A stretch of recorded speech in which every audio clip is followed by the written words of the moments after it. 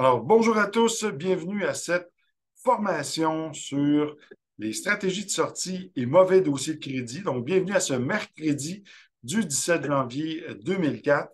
Donc, aujourd'hui, on va voir un sujet assez intéressant. Donc, on va l'approfondir dès maintenant. J'invite les auditeurs à rejoindre notre chaîne YouTube, soit Académie AFPF. Si vous ne le trouvez pas, vous tapez mercredi avec un trait d'union sur YouTube et vous allez trouver tous nos vidéos, donc qui sont gratuits. Alors, on vous invite à vous connecter. On va y aller dès maintenant. Donc, pour ceux qui ne nous connaissent pas, alors qui sommes-nous? Eh bien, l'Académie de formation et de prévention de la fraude, on a été créé en juillet 2020 par moi-même et Claudia Aubry, qui est présente ici sur le webinaire avec nous. Et nous voulions répondre à un besoin diversifié de formation pour les professionnels en matière de fraude, donc en matière de prévention surtout. Alors, on offre également des services consultatifs, de l'expertise en matière de fraude et des services de conférences et d'analyse de documents pour des fins de fraude documentaire. Notre mission, eh bien, c'est d'outiller les professionnels à mieux faire face, et évidemment le grand public et les entreprises, mais à mieux faire face au phénomène de la fraude qui prend une ampleur démesurée, surtout cette année. Eh bien, il y a une célèbre citation du général Sun Tzu qui a écrit le livre L'art de la guerre. Et c'est un livre qui a été écrit au Moyen Âge et qui disait, si tu ne connais ni ton adversaire ni toi-même, à chaque bataille, tu seras vaincu. Donc, si vous ne connaissez pas comment le fraudeur va venir à vous, eh bien, vous allez vous faire prendre dans ses filets à chaque fois. Donc, c'est bien important de connaître leur modus operandi. Alors, toutes les formations que l'on donne ont cet objectif-là. Alors, qui suis-je? Eh bien, Sylvain Paquette, je suis le cofondateur de l'Académie de formation et de prévention de la fraude. Donc, je suis consultant en gestion et prévention de la criminalité financière, mais je suis également aussi euh, à d'autres temps, vice-président pour le chapitre du Québec de l'Institut canadien du crédit. Alors, c'est une association professionnelle qui existe depuis 1928 au Canada et qui regroupe tous les directeurs de crédit à travers le Canada. Alors, l'objectif des mercredis, eh bien, cette formation a pour but d'aider les professionnels à parfaire leurs connaissances et sur les dossiers de crédit de consommateurs. Et tout ça dans le but de vous permettre de mieux accompagner et aider vos clients à réaliser leurs projets, particulièrement dans un contexte de ralentissement économique que nous vivons actuellement. De plus, vous seriez en meilleure position pour protéger vos clients contre les entreprises et cliniques de crédit qui proposent des services de rétablissement et qui sont souvent pas réglementés ou souvent en saveur de fraude un petit peu. Donc, on vous invite à être prudent. Donc, on vous donne les bonnes informations pour que vous puissiez accomplir votre prestation de service avec probité et diligence. Donc, aujourd'hui, on va parler de stratégie de financement ou stratégie de sortie et mauvais dossier de crédit. Donc, on va voir l'étymologie de l'endettement en premier temps. Dans un deuxième, on va voir des cas types d'endettement. On va voir des solutions disponibles, les outils de désendettement, la réhabilitation et le plan de sortie, les pièges d'industrie et les impacts sur le dossier de crédit. Donc, si on part avec la première section qui est l'étymologie de l'endettement, eh bien, si on va voir la définition légale du surendettement, eh bien, c'est l'état d'une personne physique ou morale qui n'est pas en mesure de payer ses obligations au terme de leur échéance. Donc, comment est-ce qu'on fait pour savoir si une personne est en situation de surendettement? Eh bien, c'est par son ratio d'endettement. Et d'où ça vient, ça, le ratio d'endettement? Eh bien, ça remonte aussi loin que 2340 ans avant Jésus-Christ. Certains d'entre vous, vous avez peut-être entendu parler de la fameuse ville de Babylone, surnommée la grande prostituée dans les trucs bibliques. Eh bien, non, ce n'était pas une prostituée. En fait, c'est une ville qui était drôlement bien organisée et le roi Hammurabi avait écrit un code de loi sur la stèle qu'on voit ici à gauche. Et ce code de loi-là faisait en sorte que tous les citoyens de la cité ne pouvaient pas se retrouver dans une situation d'insolvabilité. Donc, comment ça fonctionnait? C'est qu'il disait que 10% du revenu brut, et ça, là, ça fonctionne autant avec des moutons que de la monnaie. On prend 10% de notre revenu brut qui est consacré pour de l'épargne. Donc, techniquement, si à 18 ans, on met 20 par semaine à la banque de côté, bien à 65 ans, par la simple loi de l'intérêt, on va être millionnaire. Et ça, c'est pas juste moi qui le dis. Il y a eu des livres écrits là-dessus, dont Réfléchissez et devenez riche de Napoléon Hill, qui basent justement toute leur philosophie sur les principes de la théorie de Babylone. Même chose avec Bob Proctor et Dale Carnegie. Donc, ensuite, il y a 30% qui doit être consacré aux dettes de crédit, c'est-à-dire les cartes de crédit, les prêts personnels, les prêts étudiants, l'hypothèque, les marges de crédit, tout ça rentre dans le 30%. Et il y a 60% qui doit être consacré aux services, c'est-à-dire l'impôt, l'hydro, les taxes, les assurances, la nourriture, l'habillement, tout ce qui est activité. Donc, ça fait partie du 60%. Donc, par exemple, quelqu'un qui a un revenu de 3 000 bruts par mois serait censé mettre 300 en termes d'épargne à chaque mois. Ensuite, 900 doit être consacré aux dettes de crédit. Et ça, 900, là, ça inclut l'hypothèque ou le loyer. Donc, imaginez, il y a beaucoup de monde qui vivent au-dessus de leurs moyens. C'est malheureusement une triste réalité, mais c'est ça. Et il y a 1800 qui doit être consacré pour les services. Donc, on le voit ici, les frais de subsistance, impôts et ainsi de suite. Donc, le surendettement commence quand le débiteur dépasse le 30 de ratio d'endettement. C'est-à-dire que le 10 qui consacrait pour de l'épargne, bien, il ne le consacre plus pour lui, il va le consacrer pour payer des dettes de crédit. Et lorsqu'on additionne le 30 et le 10, qui donne 40 eh bien, dépasser le 40 c'est là qu'on devient insolvable. Pourquoi? Parce qu'on doit piger dans les services, donc piger dans l'impôt, dans l'épicerie ou dans les frais de subsistance pour être capable de payer nos dettes au terme de leur échéance. Donc, c'est pour ça qu'on devient insolvable, c'est cette fameuse barrière du 40 Maintenant, nos grands-parents nous avaient donné de sages conseils et ces conseils-là sont toujours d'actualité aujourd'hui, sauf que ce n'est pas enseigné dans les écoles. C'est malheureusement mais les lobbies de l'industrie. On vit dans une société de consommation. On doit dépenser, on doit s'endetter. On voit souvent des slogans, là, acheter pour économiser. C'est complètement illogique, mais ça existe pourtant bel et bien. Eh bien, le premier concept, c'est toujours de payer comptant. Donc, acheter des biens de consommation en payant comptant, jamais à crédit. Si on a des gros achats à faire, comme une voiture, un spa ou des trucs comme ça, épargner d'abord, acheter ensuite. Sauf qu'on sait bien qu'aujourd'hui, la population ne fait pas ça. Hein? C'est le plaisir le plus rapide possible. On veut dépenser, on veut profiter des choses tout de suite. Garder un montant accessible en argent liquide à proximité. Moi, j'ai un ami je me suis inspiré de lui, je l'ai fait pendant longtemps, c'était de garder un 500 plié dans ma poche que je touchais jamais. Donc, je payais avec d'autres argent, puis je faisais mes achats avec ça ou avec carte débit, mais je gardais toujours un 500 comptant parce qu'on ne sait pas où on peut tomber en panne en voiture, il peut y avoir une panne d'électricité, on n'a pas d'accès à l'argent par des guichets automatiques ou ainsi de suite. Donc, toujours garder une somme liquide sur soi, un minimum de 500, c'est très raisonnable. Ensuite, facilité de crédit, bien, il faut se rappeler que le crédit, c'est un instrument temporaire. On n'est pas censé prendre une carte de crédit, la remplir, payer les paiements minimums pendant 60 ans. On est censé l'utiliser et la rembourser à la fin du mois ou encore mieux, avant le délai de facturation. Comme ça, il n'y a pas d'intérêt. Donc, ça doit être remboursé sur une courte période de temps. C'est ça le crédit, c'est quelque chose de temporaire et toujours favoriser les taux d'intérêt les plus bas. Ça, c'est bien important. Ça, les gens l'ont retenu par contre. Celle-là, mais le reste, ils l'ont souvent oublié. Avoir un fonds de prévoyance, toujours avoir 3 mois de salaire en réserve pour les impondérables. Donc, si, par exemple, vous perdez votre emploi, ben, le temps d'être accepté au chômage et tout ça, vous devez avoir au moins 3 mois de salaire. Et prévoir des réserves pour chacun des biens qui nécessitent de l'entretien et des frais annuels, comme par exemple la voiture. Ben, on sait qu'une voiture, ça va coûter à peu près 10 par année de la valeur de la voiture en frais d'entretien.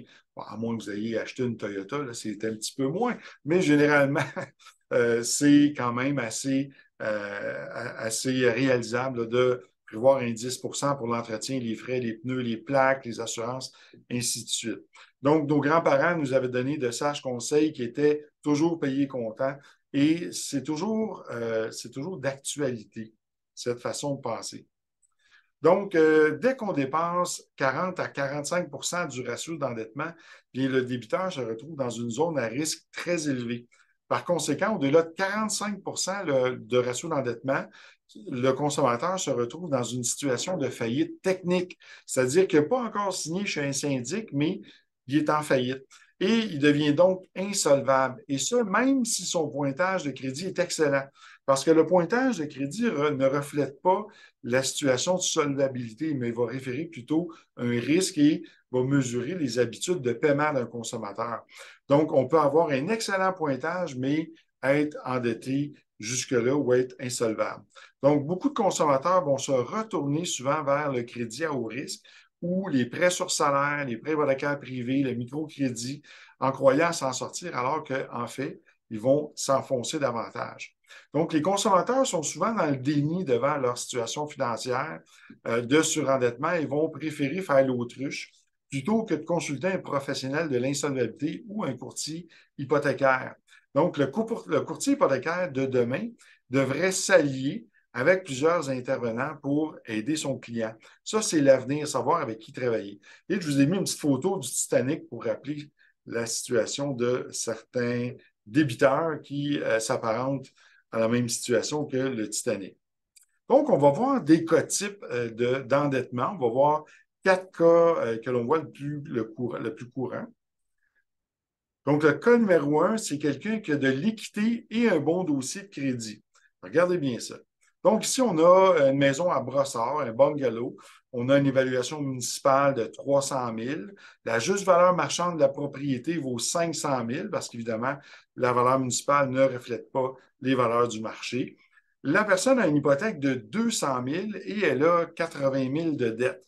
Donc, il faut savoir qu'après ma barre, il existe 2 façons de calculer l'intérêt. Il y a ce qu'on appelle de l'intérêt décroissant et de l'intérêt composé. Ça s'appelle dans le milieu bancaire la règle 78. Donc, de l'intérêt décroissant, c'est que le premier mois, vous payez de l'intérêt sur le plein montant. Le deuxième mois, de l'intérêt sur moins un paiement, moins 2 paiements, et ainsi de suite. Et plus que là, on s'éloigne dans le prêt, plus qu'on va vers la période de payer le prêt, eh bien, moins qu'on paye d'intérêt, plus qu'on paye de capital. Et à ce moment-là, après 5 ans, bien, le prêt, il est fini de payer. Et dans les derniers mois, c'est là qu'on va payer vraiment une très grande portion de capital, petite portion d'intérêt. Alors que dans les dettes, c'est de l'intérêt composé. Donc, on parle, par exemple, en matière de carte de crédit. On ne parle pas de prêt personnel, mais carte de crédit, marge de crédit, c'est de l'intérêt composé. Donc, c'est journalier, donc ça continue toujours de grimper. Par exemple, une carte de crédit, vous avez 10 000 dessus, vous allez avoir un paiement minimum de 5 c'est-à-dire 50 excusez, 500 mais si vous payez toujours 500 ça va prendre peut-être 15, 20 ou même 30 ans avant de rembourser le 10 000 au complet parce qu'il y a une très petite portion qui est versée sur le capital. Donc, il faut faire la distinction entre les deux. Maintenant, la personne ici, elle a un pointage de 780. Donc, si on prend les cartes de crédit qui sont là pour 80 000 avec un paiement minimum de 5 donc ça fait des versements de 4 000 par mois. Donc, le paiement hypothécaire actuel, pardon, est à 2,5 sur 25 ans et on parle de versement de 897. Donc, si on refinance cette personne-là à 7 donc avec le taux actuel, le paiement va monter à 1 978. On a un revenu familial de 7 000, donc on commence à être serré un petit peu. Là, on peut le voir si on prend le 4 000 et on l'additionne au 1978. Et là, ça commence à être pas mal stiff. Le débiteur réalise un écart de 2 918 par mois. Oui, il va sauver sur le 4 000 s'il refinance. Il va sauver 2 918 par mois, mais en termes d'opération, le coût total, parce qu'on prend le 80 000, on le répartit sur 25 ans à 7 ça représente 324 000 d'intérêt. Donc, c'est quand même assez élevé comme coût. C'est sûr que oui, on rapetisse le paiement mensuel, mais par contre, en termes d'intérêt sur 25 ans, ça va coûter très cher. Ça va coûter en fait 4 fois le montant. Donc, c'est un petit détail important à savoir, mais souvent, les gens vont plutôt s'accrocher au paiement mensuel que regarder combien ça coûte en totalité. Donc, ça, c'est notre cas 1. On va voir tantôt les différentes solutions qu'on peut proposer. Donc, ici, un cas numéro 2, pas d'équité et un bon dossier de crédit. Alors, ça, c'est des cas que vous voyez souvent. Par exemple, ici, l'évaluation municipale est à 375 000. On a une valeur marchande de 500 000, puis on a une hypothèque de 475 000. Donc, on parle de 80 000 de dette toujours. Donc, ici, la personne a un versement de 2 130 par mois sur 25 ans à 2,5. Puis, elle a son 4 000 de paiement minimum qu'elle doit faire. Et son revenu est à 7 000 Donc, on va voir tantôt des propositions qu'on peut amener, différentes visions, des choses que vous ne connaissez pas, des choses que vous connaissez. Puis, on va voir ensemble comment est-ce qu'on peut aider ces gens-là. Cas numéro 3, bien, c'est équité et mauvais dossier de crédit. Alors ça, on en voit souvent des comme ça. Alors ici, on a par exemple une évaluation municipale de 350 000. On parle d'une maison de campagne à Rawdon, dans la Naudière. Donc, juste valeur marchande 400 000. On a une hypothèque de 200 000 et 60 000 de dette. Alors ici, on a un versement de 897 à 2,5 sur 25 ans, mais on a un revenu familial de 5 000 par mois et on a les paiements minimums qui représentent 3 000 Alors, ici, une petite correction, ça aurait dû être 60 000 au lieu de 80 000, mais 3 000 c'est le bon montant. Alors, on va voir tout à l'heure qu'est-ce qu'on peut offrir à ce type de clientèle-là. Et le numéro 4, eh bien, c'est pas d'équité et mauvais dossier de crédit. Alors là, ici, on parle d'évaluation municipale de 575 000, une valeur marchande de 700 000, une hypothèque de 650 et 180 000 de dette. Ici, on parle d'un revenu familial net de 12 000 par mois. Donc, on pourrait là, ici voir un couple qui gagne tous les deux 150 000 par année, mais qui ont un très mauvais dossier de crédit et pas d'équité. Donc, on va voir c'est quoi les différentes possibilités qui peuvent s'offrir à tous ces gens-là. Donc, on va voir les solutions disponibles. D'abord, la première solution, ça peut être de vendre la propriété, mais ça demande beaucoup de lâcher prise. Hein. Il y a des gens qui vont dire, ah, ben là, il faut pour aller vivre en logement, pas pour descendre de propriété, mais parfois, la vente de la propriété peut vraiment être une solution. Il y a le refinancement qui en est une aussi, mais à quel taux d'intérêt et sous quelles conditions. Il y a aussi le décaissement de l'épargne. Des fois, les gens, ils veulent avoir la chèvre et le chou. Ils veulent tout avoir, mais ils ne veulent pas rien sacrifier. Parfois, même s'il faut encaisser des REER ou sortir des CELI, ça vaut la peine de le faire pour payer des dettes. Il y a un célèbre dicton qui dit qu'il paye ses dettes s'enrichit. Il y a aussi le prêt privé qui peut être une possibilité. Ça peut être ce qu'on appelle un pont temporaire ou communément appelé un bridge dans le domaine. Bien, ça peut permettre de payer les dettes, faire monter le pointage et refinancer quelques mois plus tard. Il y a la location achat aussi qui peut être une possibilité. Donc, à ce moment-là, c'est quelqu'un, un prête-nom, un membre de la famille qui va acheter ou un investisseur qui va acheter la propriété. Ça va permettre de liquider des fonds pour payer les dettes. Donc, il existe des programmes de location-achat. Il y en a qui sont très honnêtes, il y en a qui c'est tout à fait légal et il y en a qui c'est plutôt nébuleux. Il faut faire attention là-dedans aussi. Il y a aussi les propositions de consommateurs ou les propositions informelles. On va voir ça tantôt. La rétrocession volontaire, eh bien, c'est de remettre les clés à l'institution financière, donc la remise de la propriété, ou la faillite qui peut être aussi la solution de dernier recours, mais la moins recommandée. Alors, les outils de désendettement maintenant. Donc, l'objectif du désendettement, c'est d'abord de sauver le patrimoine. Donc, préserver les actifs tangibles. On parle ici des immeubles ou des biens mobiliers, surtout la résidence familiale. Donc, si la personne a, par exemple, en plus un duplex ou un triplex ou des valeurs tangibles, eh bien, elle veut les garder. Donc, le but du désendettement, c'est de pouvoir se remettre sur les rails en fonction de la théorie de Babylone. Donc, de retourner à un ratio d'endettement de 30. Donc, comment qu'on fait pour se placer dans cette situation-là? Il y a quelques années, là, j'avais vu un concept que j'avais pensé appeler défi santé financière en 90 jours. Eh bien, c'est possible, oui, de prendre une situation vraiment problématique et de redresser et de placer les gens dans une situation où le ratio d'endettement va vraiment s'accoter à 30 puis qu'il y aura un 10 d'épargne. Toutefois, des fois, ça prend des gros sacrifices pour pouvoir arriver à ça.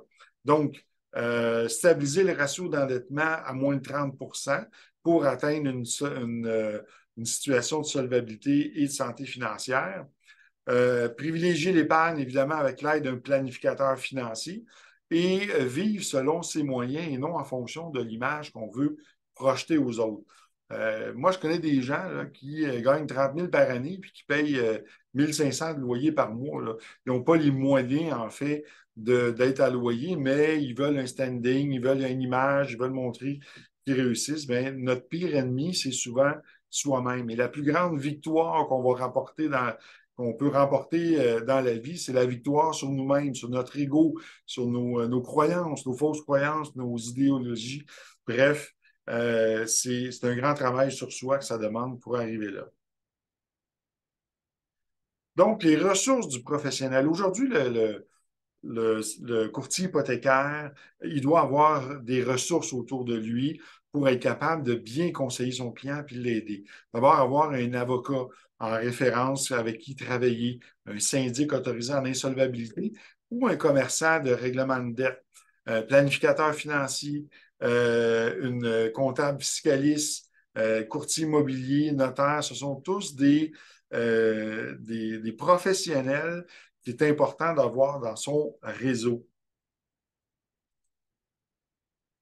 Maintenant, les outils de désendettement. Ce qu'on appelle la proposition informelle. Donc, ça, ce n'est pas fait à travers un syndic de faillite. Ça peut être fait soit à travers un avocat ou ça peut être fait à travers un commerçant de règlement de dette. Donc, ça consiste à négocier avec les créanciers et arriver à une entente. Et par exemple, un commerçant de règlement de dette peut obtenir auprès d'une agence de recouvrement une entente de paiement ou auprès d'un créancier directement. Dans ce cas-là, il pourrait même aller chercher une cote 7 sur le dossier de crédit. Ça veut dire que ça reste seulement 3 ans. Donc, l'avocat peut négocier. Moi, j'ai déjà, dans le passé, eu recours à ces services-là pour des clients pour mon ancienne entreprise dans laquelle on offrait ces services-là et on a réglé une dette de 98 000 pour 10 000. On en a eu une où on a réglé une dette où le créancier avait une hypothèque sur une propriété de 300 000, mais ça excédait la valeur de la propriété de beaucoup. Donc, on a finalement réglé pour 50 000. Alors, il y a plusieurs possibilités de négocier avec des créanciers comme ça. Ensuite, on peut passer aussi par un syndic autorisé en insolvabilité. Donc, on va voir tout à l'heure des possibilités qui peuvent s'offrir avec des propositions de consommateurs. La prescription extinctive, eh bien, ça, c'est une disposition dans le Code civil de la loi qui dit que si quelqu'un vous doit de l'argent, vous avez 3 ans à partir de la date du défaut pour le poursuivre devant les tribunaux. Si vous ne le faites pas, après 3 ans, il y a extinction de l'obligation, c'est-à-dire que la dette n'existe plus. Toutefois, l'information relative à cette dette-là, elle ne fait pas l'objet d'une prescription et peut être partagée sur le dossier de crédit ad vitam aeternam ou à des agences de recouvrement qui vont tenter de recouvrer la dette. Et le jour où le client va faire un paiement, eh bien, la prescription reprend à partir de ce paiement-là.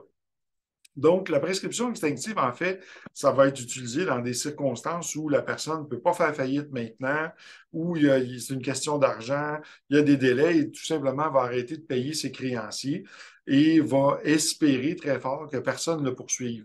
Généralement, et là, ça dépend des dossiers, les créanciers, ça représente à peu près 10 des créanciers qui vont introduire une requête devant les tribunaux pour poursuivre, pour récupérer les sommes dues. Donc, si vous avez 10 cartes de crédit, il y en a un qui va poursuivre. Donc, ça, c'est les statistiques, c'est la moyenne, mais c'est du cas par cas, là. Si vous avez une maison libre d'hypothèque puis vous ne payez pas les cartes de crédit, c'est sûr que là, c'est peut-être 100 qui vont poursuivre. Donc, c'est vraiment une généralité. Ensuite, il y a le dépôt volontaire, qui est un ancêtre de la loi Lacombe. Pour ceux qui ont des cheveux blancs comme moi, qui vont se rappeler de ça, eh bien, c'est une possibilité, en passant par le tribunal, de régler ses dettes.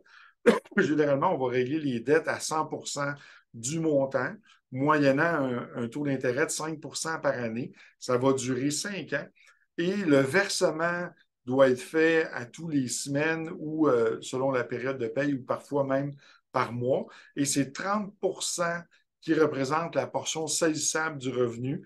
Donc, c'est ce montant-là qui doit être versé au bénéfice des créanciers auprès du greffe du dépôt volontaire au palais de justice de la municipalité du débiteur. Donc, ça, c'est une autre possibilité qui peut être faite aussi. Et ça a comme avantage de dépôt volontaire, c'est que ça va stopper les mesures de recouvrement, ça va empêcher les saisies et ainsi de suite. Donc, c'est un outil qui peut être également utilisé quand on sait l'utiliser et à quel moment. Donc, la réhabilitation et les plans de sortie. Donc, on va voir ici des petits cas de tantôt.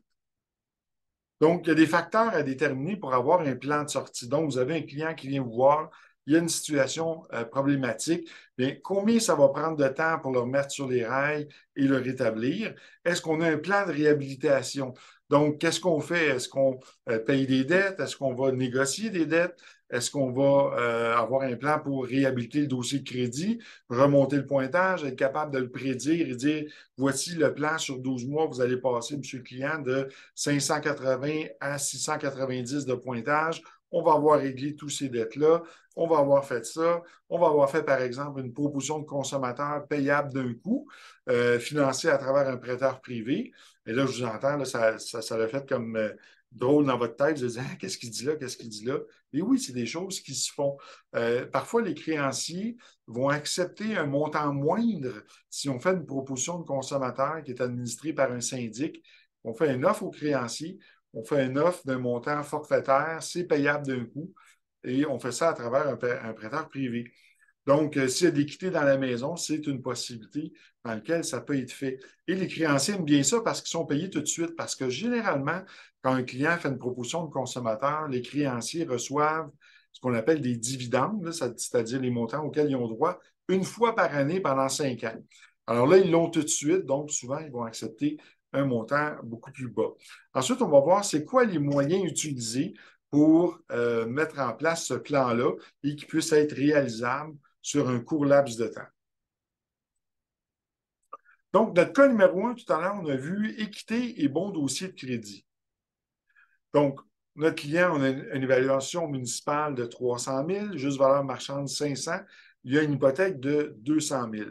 Bon, c'est sûr que s'il refinance le 80 000, là, en ce moment, si on financerait à 2,5 ou 3 on ne serait pas dans le même contexte. Mais là, le fait que le taux d'intérêt est 5 plus haut, bien, ça change la donne. Ça veut dire que son 80 000 qu'il va mettre sur son hypothèque va lui coûter 324 000 d'intérêt. Est-ce que c'est la bonne décision à faire? Je vous laisse y réfléchir avec ce que je vais vous présenter. Si le client fait une proposition de consommateur, donc il prend le 80 000 et généralement, le syndic, lui, a des honoraires de 20 du montant. Ici, on a mis des honoraires de 20 000, mais en fait, ça serait un petit peu moins. Donc, supposons qu'il offre 100 cents dans la pièce. Et là, ici, on est avec des versements de 1666 par mois pendant 5 ans. Okay? Donc, on offre un plein montant. Donc, les créanciers ne peuvent pas dire non, ils vont être payés à 100 cents dans la pièce, le syndic est payé, tout le monde est payé, mais là, on n'a plus d'intérêt sur la dette. Alors, à ce moment-là, qu'est-ce qui se produit? C'est que plutôt que de payer 4 000 par mois, le client va payer 1 666.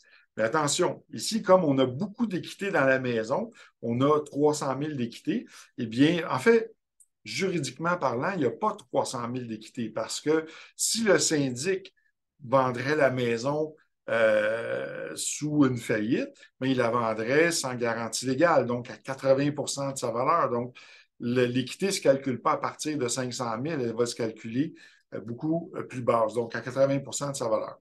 Donc, ici, on fait une offre à 100 cents dans la pièce. Ça pourrait être plus bas, mais ça serait plus difficile à passer. Alors, l'économie sur les versements mensuels, on parle ici de 2 334 $. Le client reste sur son prêt actuel à 2,5 plutôt que s'en aller financer à 7. Donc, il y a un écart de 1081 aussi qui va sauver parce que là, s'il finance son 200 000 à 7 bien, il passe de 897 à 1978. Donc, il va sauver comme ça 3 415 par mois. Et en coût total, il va sauver 255 354 d'intérêt.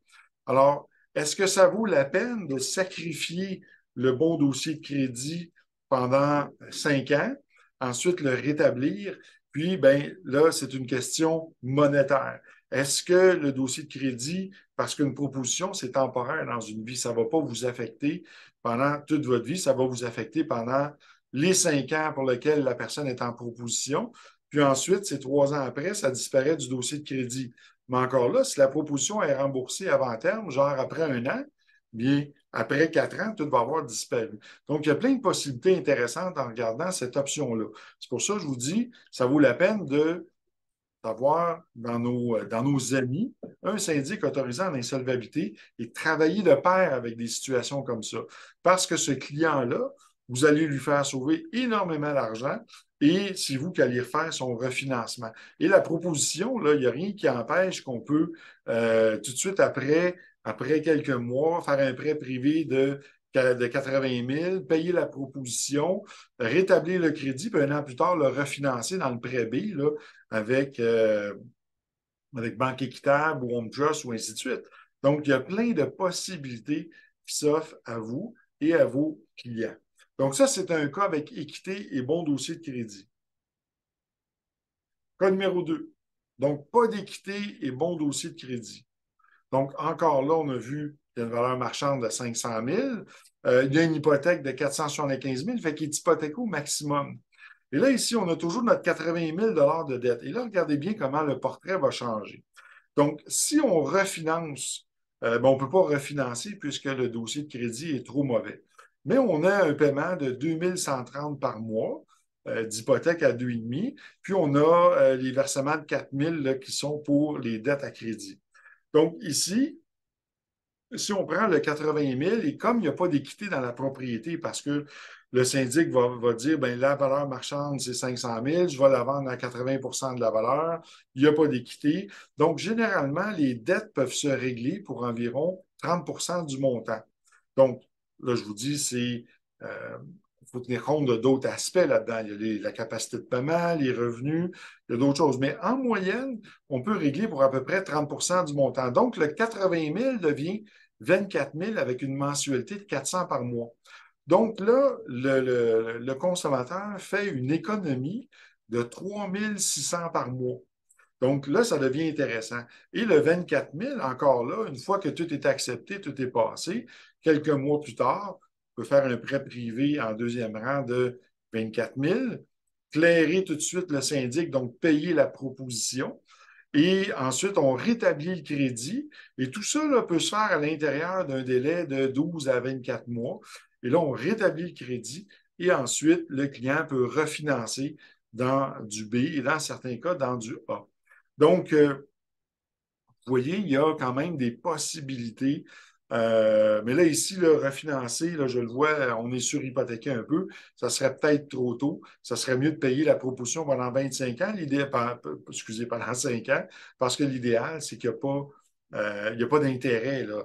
Lorsqu'on fait une proposition avec un syndic, il n'y a pas d'intérêt. Donc, vous payez le montant qui l'offre du règlement, puis ça finit là. Donc, le consommateur ici fait quand même une économie de 3 600 par mois. Est-ce que ça vaut la peine temporairement d'affecter son dossier de crédit? Ben là, c'est une question qu'il faut se poser et c'est une question à 80 000 $. Donc, Si on continue maintenant, on va aller voir le cas numéro 3.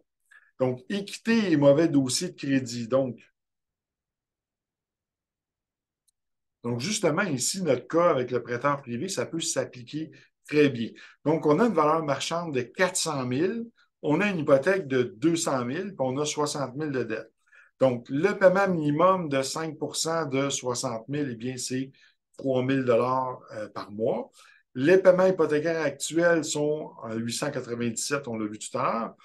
Le paiement projeté pour un prêt privé de deuxième rang. Donc, si on prend 60 000 à 15 d'intérêt sur 12 mois, ça va coûter 750 par mois d'intérêt. Le revenu familial est 5 000. Le débiteur réalise un écart de 2 250 par mois. Donc, si on prend ce qui va sauver, eh bien, le coût total de l'opération sur l'amortissement, donc, ça va coûter 9 000 d'intérêt. Et le coût total pour la proposition de consommateur, on va parler de 80 000. Eh bien, ici, on parle de 1 333 pour 60 mois. Donc, ici, ça peut être avantageux encore de faire une proposition, même si étant 100 cents dans la pièce, ça peut être intéressant. Ensuite, si on passe à notre dernier cas, pas d'équité et mauvais dossier de crédit. Donc, si on a une évaluation municipale de 575 000, une valeur marchande de 700 000 et une hypothèque de 650 000. Bon, si le syndic prendrait la propriété pour la vendre dans le cas d'une faillite, bien, à ce moment-là, il la vendrait à 80 de sa valeur. Dans le cas d'une proposition, le syndic n'a pas la saisine des biens, donc il ne peut pas vendre. Alors ici, s'il vendrait, il vendrait à 80 donc c'est inférieur à 650 000. Donc, il n'y a pas d'équité dans la propriété. Donc, si on a 180 000 de dette, donc si on prend 5 de 180 000, ce sont des paiements de 9 000 par mois. Donc, c'est quand même beaucoup d'argent.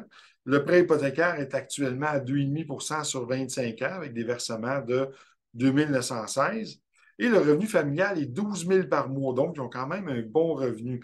Mais quand on additionne le paiement sur les cartes de crédit, l'hypothèque, il ne reste plus grand-chose pour vivre. Là. Ils vivent vraiment sur les cartes de crédit. Et ça, des familles comme ça, il y en a beaucoup.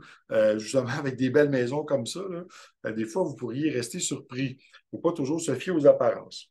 Donc, ici, si on fait une proposition au consommateur, on dirait, ben, à ce moment-là, vu qu'il n'y a pas d'équité dans la propriété, on pourrait régler pour environ 50 du montant, donc à peu près 90 000. Pourquoi? Parce que les personnes ici ont un excellent revenu. Donc, si on règle pour 90 000, ça fait des paiements de 1 500 par mois. Donc, passer de 9 000 à 1 500, c'est une économie de 5 500 par mois qu'on vient de dégager. Et la mensualité, si on irait financer, si on tenterait de refinancer en fait à 7 le même montant, le 650 000, sans même ajouter les dettes, là, eh bien, imaginez que mais quand ils vont arriver au renouvellement, ces gens-là, le 650 000 va être rendu 4 594 par mois. Donc, il y a une augmentation majeure. Et là, 4 594 plus le 9 000 de dettes, ces gens-là, ils n'y arrivent plus. Là, ils font faillite, ils perdent la maison et c'est le Titanic qui s'ensuit. Donc, pour éviter ça, eh bien, la proposition va être le meilleur choix dans le cas présent. Ça peut être une proposition informelle faite à travers un avocat ou un syndic ou un commerçant de règlement de dette. Toutefois, sachez que plus il y a de créanciers dans la soupe des dettes, eh bien, mieux vaut faire affaire directement avec un syndic autorisé en insolvabilité. Si c'est un seul montant ou deux montants qui sont en négocié, ça peut valoir la peine de passer à travers un avocat ou un commerçant de règlement de dette, mais je recommande fortement, c'est plus préférable d'aller vers un syndic autorisé en insolvabilité. Donc, maintenant, la suite de ça. Les pièges de l'industrie. Il y a ce qu'on appelle les fraudeurs en forclusion. Lorsque les gens reçoivent des préavis d'exercice ou qui sont en difficulté financière, eh bien, les actes hypothécaires, les actes de préavis d'exercice sont publiés sur des registres publics et il y a certains registres comme celui de JLR où les fraudeurs vont s'abonner et ils vont chercher les maisons qui font l'objet, par exemple, on a vu tout à l'heure, une maison qui a une hypothèque de 200 000, la maison vaut 600 000, eh bien, le fraudeur, lui, va tout de suite voir l'écart et le profit qu'il peut réaliser et il va se présenter chez la personne pour l'aider. Il va se présenter soit comme un redresseur financier, un prêteur privé, un investisseur, un ange quelconque, là. Et bon, il va se présenter pour aider la personne, mais derrière ça se cache une autre intention, c'est celle de lui voler sa maison. Et ça, c'est difficile à apercevoir au premier coup d'œil. Mais ces fraudeurs-là, lorsqu'ils vont prendre possession de la maison, et ça, on a une formation là-dessus qui explique tout ce modus operandi-là, mais quand ils vont prendre possession de la maison, ils vont aller la flipper dans des soirées d'immobilier là, pour des investisseurs. Donc ça, les fraudeurs en forclusion, ce type de fraude-là, c'est la fraude la plus commune dans l'immobilier. Il y en a partout, mais personne n'en parle, personne ne connaît ça. Mais c'est la façon d'acheter des immeubles à rabais. Donc, c'est enseigné ça sous une, je vous dirais, une image de comment trouver des deals, mais en fait, c'est une fraude. Donc, c'est quelque chose qui est très commun. Les investisseurs frileux, eh bien, si on parle par exemple de location-achat, eh bien, les investisseurs frileux, ça peut être problématique, sachant si la personne a beaucoup de dettes ou tout ça. Les cessions de créances aussi, il faut faire attention parce que si on fait affaire avec un prêteur privé, bien, c'est possible que ce prêteur privé-là cède sa créance à un autre prêteur privé et que l'autre prêteur privé qui prend la créance, lui, décide de rappeler tous les prêts et c'est un stratagème aussi pour mettre tout le monde dans la chenoute et saisir des maisons. Les poursuites par les créanciers, donc des créanciers qui décident de poursuivre le débiteur, ça aussi, il faut faire attention. Les redresseurs financiers, ce sont des gens qui ne sont pas des syndics autorisés en insolvabilité, qui se proclament là, un petit peu des autodidactes et qui vont promouvoir, là, de redresser les finances, mais en fait, ça cache une autre intention derrière. Il y a les programmes de location-achat. Certains sont honnêtes, certains sont malhonnêtes, il faut faire attention, mais ça peut être une possibilité aussi. Mais il y a souvent de la fraude qui se cache derrière ça. Il y a des programmes de fraudeurs aussi qui vont tenter d'aider les gens. Ils vont se présenter comme des bonnes personnes qui veulent aider, mais qui cachent une intention frauduleuse derrière. Et évidemment, il y a l'ignorance. Et bien souvent, les gens ignorent qu'ils font l'objet d'une fraude. J'ai un bel exemple. Là, la semaine dernière, j'ai un membre de ma famille qui m'appelle pour m'annoncer qu'elle va me faire privilégier d'une subvention gouvernementale du fédéral de 60 000 dollars. Et là, je lui dis non, non, non, non. Et là, elle a payé 1 000 dollars pour avoir droit à la subvention. Je dis non, non, attends un peu, c'est une fraude, cette affaire-là. Mais elle était dans le déni, elle était convaincue.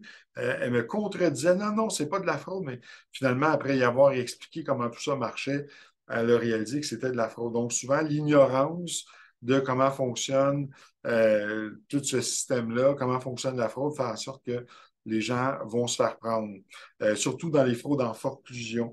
On a une question ici. Pourquoi est-ce que vous dites que c'est une fraude de la forclusion? Ce qui est en fait une sorte que ça.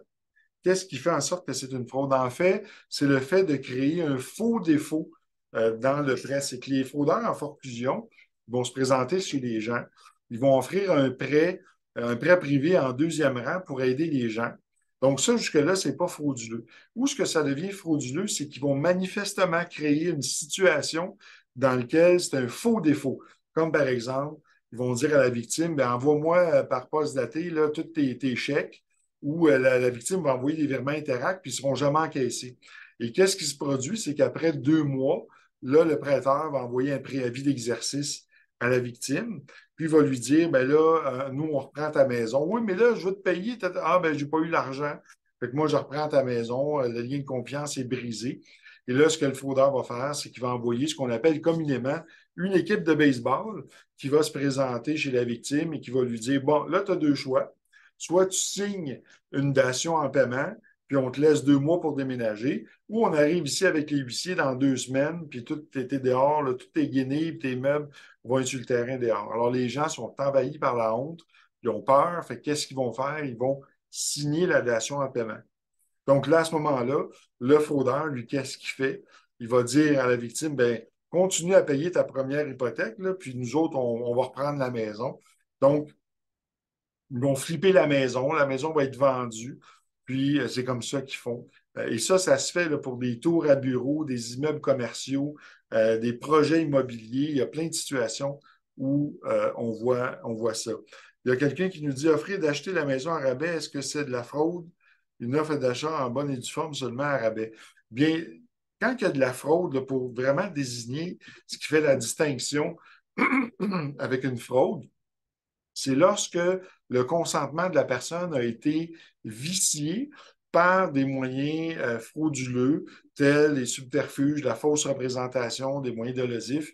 C'est ça qui fait que la personne, si elle l'aurait su, elle n'aurait pas consenti. Donc, c'est ça qui fait que c'est une fraude. Donc, d'acheter à rabais, non, c'est pas une fraude. Mais de monter un stratagème pour y arriver et mentir à la personne, ça devient frauduleux. Alors, maintenant, l'impact sur le dossier de crédit. Donc, un prêt privé, si les dettes des fournisseurs de crédit sont remises à zéro, le pointage du débiteur sera grandement favorisé. Donc, ça va avoir comme effet, parce que le prêt privé, lui, n'est pas rapporté sur le dossier de crédit. Donc, si on paye l'ensemble des dettes de crédit, le pointage va avoir pour effet de monter dans le plafond. Donc, ça, c'est quelque chose de quand même favorable. Mais il faut encore là payer les dettes de crédit. La proposition de consommateur, ça va impacter négativement le dossier de crédit jusqu'au remboursement intégral de la proposition. Et là, il va falloir ensuite penser à un plan de redressement. Donc, remonter le dossier de crédit suite à une proposition, on parle d'à peu près entre 12 et 24 mois pour le redresser. Mais si dès qu'on est libéré de la proposition, si on met tout de suite en place un programme pour réhabiliter le dossier de crédit, c'est-à-dire corriger les erreurs, ensuite aller chercher les bons instruments de crédit, eh bien, à ce moment-là, le pointage va monter assez haut, de sorte que 12 mois plus tard, le client va être capable de refinancer avec un prêteur B. Donc, un taux d'intérêt un petit peu plus élevé, mais il va être capable de sortir, par exemple, du prêt privé ou de la situation où il se trouve. Ensuite, la prescription extinctive, eh bien, ça a un impact très négatif sur le pointage puisqu'aucune dette est payée. Donc, le pointage va prendre une drop significative et ça va être apporté indéfiniment sur le temps, tant ou son temps que ce n'est pas réglé. Donc, quelque part sur la route, le débiteur va devoir penser à faire soit une faillite ou une proposition pour effacer tout ça. Le refinancement, ça a des impacts positifs si les comptes fournisseurs sont remboursés, puis coût important sur l'amortissement à long terme. Souvent, les gens ne calculent pas ça, mais de refinancer des dettes, ça coûte très cher en bout de ligne en intérêt. Donc, qu'est-ce qu'un bon plan de sortie? Eh bien, d'abord, c'est d'avoir un plan de réhabilitation du pointage. Donc, correction et mise à jour et redressement du dossier de crédit. Donc, il faut que le client soit capable, il faut qu'il y ait un plan en place pour ramener le dossier de crédit dans 12 mois à au moins 680 de pointage. Ça, c'est un bon plan. Ensuite, prévoir dans ce plan-là de l'épargne. Le but, c'est de le ramener pour qu'il puisse fitter dans la théorie de Babylone. Ça, c'est le plan parfait pour les institutions financières. Donc, le client est capable de prendre une obligation envers lui-même. Ça, c'est la plus dure. Hein? C'est facile de prendre des obligations envers les autres, mais envers soi-même, c'est plus difficile. Donc, de pouvoir se mettre un 10 de côté et se créer un fonds de prévoyance, ajuster son ratio d'endettement en fonction de la théorie de Babylone, donc le ramener sous le 30 avoir atteint les standards de crédit rétabli de la plupart des institutions financières. On a une petite formation là-dessus qui explique là, c'est quoi les standards des institutions. Le coût de l'opération, bien, comment ça va coûter faire tout ça, là? Faire la proposition, les honoraires, le rétablissement de crédit. Donc, il faut savoir comment ça coûte faire l'opération et la durée de l'opération. Donc, il faut que ça soit idéalement sur la plus courte période possible. Il ne faut pas que ça prenne 15 ans ou 20 ans. Il faut que ça soit réglé à l'intérieur de 7 ans. Donc, on a mis 7 ans. Pourquoi? Parce que si le client fait une proposition de consommateur, il la paye pendant 5 ans, bien, en fait, ça va rester 3 ans, ça va rester 8 ans, en fait, en totalité sur son dossier de crédit. Mais l'idéal, c'est qu'à partir du moment où il est libéré, il faut qu'il prenne action. Donc, il y ait un plan de réhabilitation sur 12 mois. C'est pour ça qu'on a mis 7 ans, le temps qu'il puisse savoir rétabli. Donc, notre prochain mercredi va être le 31 janvier à 11 heures. On va parler des périodes de conservation de données chez Equifax et TransUnion. Donc, ça va être notre prochain sujet à ne pas manquer. Et juste pour un petit rappel pour vous, là, ceux qui cherchent des UFC d'ici le 30 avril, on a quelques formations à vous proposer. Je vais vous en parler rapidement. Donc, fraude hypothécaire et avis de cotisation, ça, c'est en webinaire. Il y a des dates qui vont sortir d'ici la fin de la semaine sur notre site web. Ça donne 2 UFC, puis on vous explique tous les points de sécurité qui sont dissimulés dans un avis de cotisation. Donc, comment authentifier l'avis de cotisation pour savoir si on a affaire à un vrai ou un faux. Il faut savoir qu'en ce moment, sur le dark web, les faux avis de cotisation se vendent 15 $. Donc, c'est très facile à se procurer. Donc, en tant que courtier hypothécaire, on vous donne les outils pour être capable d'analyser les avis de cotisation. Et cette formation-là, c'est bon pour les souscripteurs, pour les directeurs de crédit, toute personne qui va avoir recours à des avis de cotisation dans le cadre de ses fonctions. Ensuite, quand le crime organisé va au condominium, ça, c'est une formation qui est faite avec un de nos enquêteurs, qui est Philippe Chevalier. C'est passionnant. Vous allez apprendre comment le crime organisé s'infiltre dans les tours à condos et toute la problématique que ça peut amener et tout le mode opératoire, en fait, comment c'est fait. C'est très intéressant. Ensuite, avec le général Côté, qui est un général, l'ex-brigadier général du Canada, vous allez apprendre ici toutes les méthodes sur les méthodes utilisées par les fraudeurs là, sur les intrusions, sur les moyens d'espionnage, tout ce qui tourne autour de la fraude industrielle, le vol de données. Donc, c'est très intéressant. Le général, euh, c'est quelqu'un d'extraordinaire. Moi, je l'adore. C'est un homme avec qui j'aime beaucoup discuter. Et vous allez voir, c'est passionnant quand il raconte l'histoire et les dossiers sur lesquels il travaille. Ensuite, comment vérifier l'intégrité d'un partenaire immobilier. Donc, c'est une formation qu'on appelle KYC, donc Know Your Customer. Donc, on vous apprend comment faire une vérification d'intégrité sur quelqu'un, où aller fouiller. Il y a des endroits où vous pouvez aller, vous seriez surpris d'informations qu'on peut découvrir. Donc, lorsque quelqu'un vous amène des dossiers ou un éventuel client, il y a de l'information que vous allez chercher, vous allez découvrir toutes les bases de données publiques que vous pouvez consulter pour vous enquérir d'informations. Ensuite, il y a la formation Comment authentifier un permis de conduire qui donne un UFC avec l'AMF et l'OASIC. Et cette formation-là vous montre tous les points de sécurité dissimulés dans un permis de conduire. En passant, ces formations-là, c'est ouvert à tous, que vous soyez courtier, particulier, chef d'entreprise, euh, vendeur de voitures ou ça peut importe. Toutes ces formations-là sont ouvertes à tous. Donc, permis de conduire et en terminant, correction de crédit qui donne 12 UFC, formation qui est reconnue par le programme de formation continue de l'Autorité des marchés financiers. Eh bien, c'est la vraie manière de corriger un dossier de crédit en vertu de la loi sur la protection des renseignements personnels dans le secteur privé. Donc, vous allez apprendre les vraies méthodes, comment le faire et ça donne des résultats assez éloquents. Donc, voilà, on arrive à la fin de la présentation. Est-ce qu'il y en a qui ont des questions? Alors, Claudia, qui est présente, vous pouvez les écrire ou demander tout simplement la parole en levant la main, puis on va vous permettre de parler et de poser vos questions. Ça va me faire plaisir d'y répondre.